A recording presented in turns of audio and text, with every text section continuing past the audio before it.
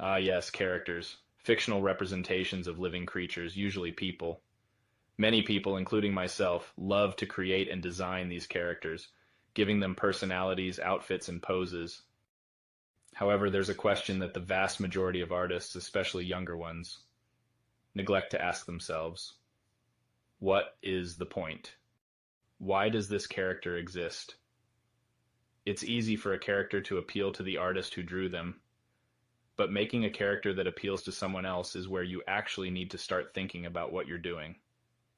Because I'm afraid your epic, super cute, and sexy anime girl OC isn't exactly interesting beyond the size of her breasts. Because any novice can design hot or quote-unquote cool characters. But it takes someone with greater desires beyond such primitive things to make a character mean something. Remember that word, meaning. What does a character represent? That's a great way to generate intrigue. I'll use some of my own characters as examples, partially so I can prove to you that I know what I'm talking about, because some of my other videos present a very different impression. Anyway, this is Atsui. She's from my book series, Elemental Enforcers, in which the power system revolves around elements, believe it or not. In this case, Atsui here represents the light element, the element of chaos, heat, and movement. Also the element I did a really crappy job explaining in this other video.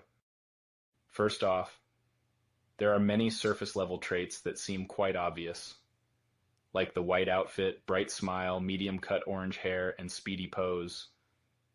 But let's not forget that some people miss the point completely and just give their light character white hair and make them really fast and call it a day.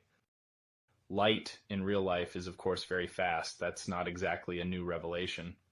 However, if we look at one of the most potent sources of light, the sun, we can also see that light can be what instigates life and movement as opposed to nothing at all ever happening. And as you can already tell, Atsui is the active type. I don't even really need to say much more. Her design should speak for itself, as all good designs do. Many people make the mistake of going on and on and on about their characters and their powers and or bland descriptions of traits. Ideally, you won't need to explain anything with words. Let the character do the talking. I mean, you wouldn't want your friend to tell you how cool and amazing a show is. You want to see it for yourself. Like this girl. I shouldn't have to tell you that the manga she's from is completely normal and wholesome. Okay, but seriously, this next character, I will say nothing about. It should be very obvious what their whole thing is, especially after I just showed you Atsui. Ultimately, just like any story, a character needs a theme to represent. In fact, let's take a very common dichotomy in fiction, fire and ice. This is used in so many stories with magic systems. Of course, there are idiots who just give a character fire and ice powers because it's so damn cool and awesome. No need to consider the fact that having a character embody two separate things that are polar opposites is in no way immersion breaking and totally doesn't show the artist's lack of thought put into their design work. Fire is destructive and chaotic. Ice is immobile but dangerous if you mess up on. Now, take a look at these two. Again, I don't need to say much.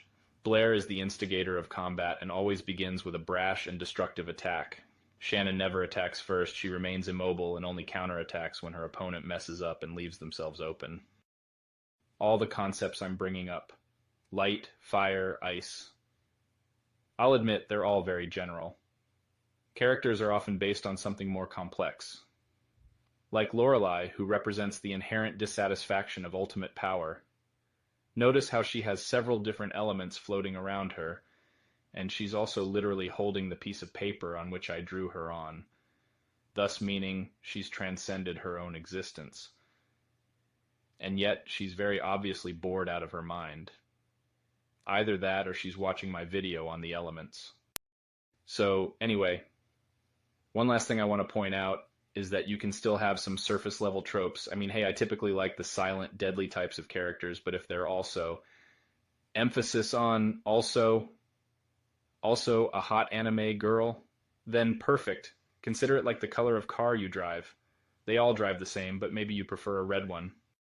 So yeah, enough of this. If you truly take yourself seriously, you'll create characters that represent an aspect of real life, instead of representing the inherent desire of humans to satisfy primitive urges through fake representations. Hot anime girls are really only appealing on a surface level basis because it makes your dumb monkey brain think, Ook, I've found an attractive mate to reproduce with. Yeah, I'm about to get a little vulgar, so click off if grandma's in the room. Anyway, your monkey brain likes girls with big butts because she'll deliver babies more easily, and it likes big breasts because it means she quite literally has it in her to nurture said baby. Anyway, you're welcome for the biology lesson. Now go and make some art, you absolute goat of a person.